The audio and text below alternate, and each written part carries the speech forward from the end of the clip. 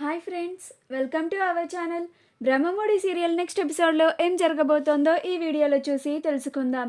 ఎలాగైనా సరే కళ్యాణ్ అప్పులను కలవనీయకుండా చేయాలని ప్రయత్నిస్తున్న రుద్రాని. అసలేం జరిగింది అని తెలుసుకోవడానికి ఈ వీడియోని స్కిప్ చేయకుండా ఎండ్ వరకు చూసేయండి. శ్రీరామ్ వాళ్ళ కన్న తల్లిదండ్రులు అప్పు వాళ్ళ పరిస్థితిని అర్థం చేసుకొని సంబంధం ఖాయం చేసుకోవడానికి వచ్చినందుకు కనకం, మూర్తి, కావ్య, స్వప్నలు చాలా ఆనందపడుతూ ఉంటారు. అప్పుడు కావ్య, స్వప్నలు, మీరు మా కుటుంబం గురించి ముందుగానే తెలుసుకొని మమ్మల్ని అర్థం చేసుకొని మా అప్పుని పెళ్లి చేసుకుంటున్నందుకు మా అదృష్టంగా భావిస్తున్నాము.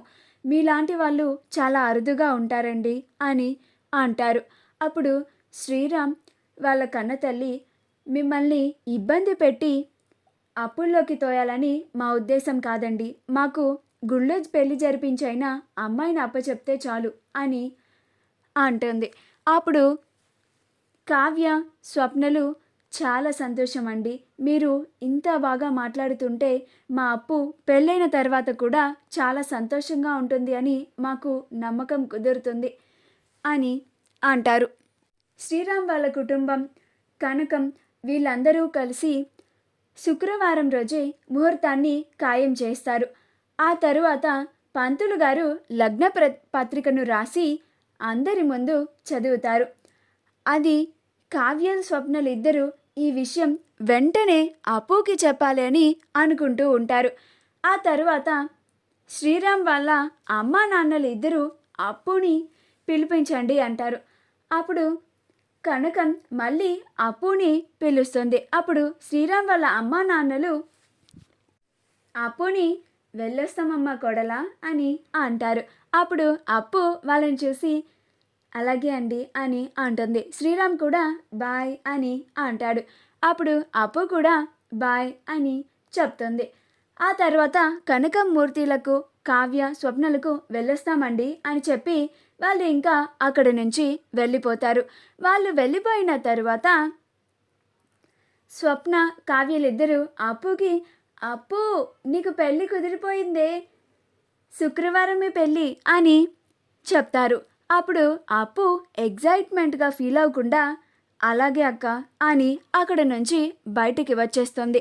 అప్పుడు కనకం మూర్తితో, ఏంటయ్యా ఇది, అసలు పెళ్ళి అంటే ఏమీ సంతోషపడడం లేదేంటి అని అంటుంది. అప్పుడు మూర్తి, మన ఇష్టం అని చెప్పింది కదా అని అంటాడు. అయినా నువ్వు ఒకసారి వెళ్ళి అమ్మాయితో మాట్లాడు అని అంటాడు. అప్పుడు కనకం అలాగే అయ్యా అని అంటుంది. అప్పు బయటికి వచ్చేసిన తర్వాత కావ్య, స్వప్నలు ఇద్దరు ఏంటి అప్పు ఇలా బయటికి వచ్చేసింది అని వాళ్ళిద్దరు కూడా అప్పు వెనకాలే వస్తారు. వచ్చి కావ్య అప్పుని, ఏమే అప్పు, నీకు ఈ పెళ్ళి ఇష్టం లేదా అని అంటుంది. అప్పుడు అప్పు, అదేంటక్క అలా మాట్లాడుతున్నావు అని అంటుంది. అప్పుడు కావ్య, మరి నీ పెళ్ళి శుక్రవారమే అని అంటే అసలు కొంచెం కూడా సంతోషపడకుండా అలా వచ్చేసావేంటప్పు అని అంటుంది. అప్పుడు అప్పు, అలా ఏం లేదక్క, నేను నార్మల్గానే వచ్చేసాను అని అంటుంది. అప్పుడు కావ్య, నిజం చెప్పప్పు అని అంటుంది. అప్పుడు అప్పు, నేను మీరు చెప్పిన వాడిని పెళ్లి చేసుకుంటానక్క, అమ్మా నాన్నల సంతోషమే నా సంతోషం అని అంటుంది.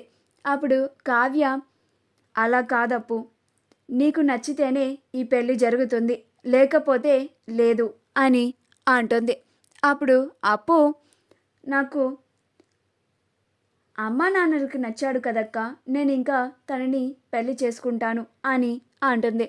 అప్పుడు కావ్య, శ్రీరామ్ చాలా మంచివాడు అని అంటుంది. అప్పుడు స్వప్న కూడా, అవునే అప్పు, ఆ దేవుడి దయ వల్ల నీకు చాలా మంచి అబ్బాయిని ఆ దేవుడు నీకు భర్తగా తీసుకొచ్చాడు.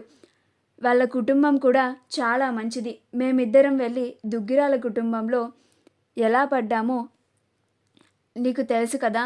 అన్ని సమస్యలు తెలిసిన తర్వాత కూడా ఆ అబ్బాయి నిన్ను అంత బాగా అర్థం చేసుకొని నిన్ను పెళ్లి చేసుకోవడానికి వచ్చాడు అని చెప్తుంది. అప్పుడు అప్పు అదేం ఆలోచించకుండా డల్గా ఉంటుంది. అప్పుడు స్వప్న, ఏంటి అప్పు ఇలా ఉన్నావేంటి? నిజం చెప్పు, నీకు అబ్బాయి నచ్చాడా లేదా అని అంటుంది. అప్పుడు అప్పు, అబ్బా నాకు నచ్చాడని చెప్పాను కదక్క అని అక్కడి నుంచి కూడా లోపలికి వెళ్ళిపోతుంది. అప్పుడు కావ్య, ఏంటక్క ఇది ఇలా ప్రవర్తిస్తుంది అని అనుకుంటూ ఉంటారు.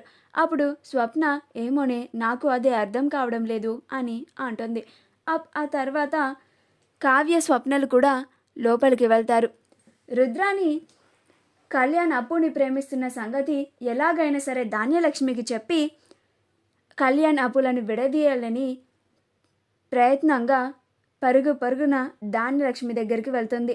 ధాన్యలక్ష్మి దగ్గరికి వెళ్ళి రుద్రాని వదినా అని అంటుంది. అప్పుడు ధాన్యలక్ష్మి, ఏంటి రుద్రాని ఇలా వచ్చావు, మళ్ళీ నాకు ఏం చెప్పడానికి వచ్చావు అని అంటుంది.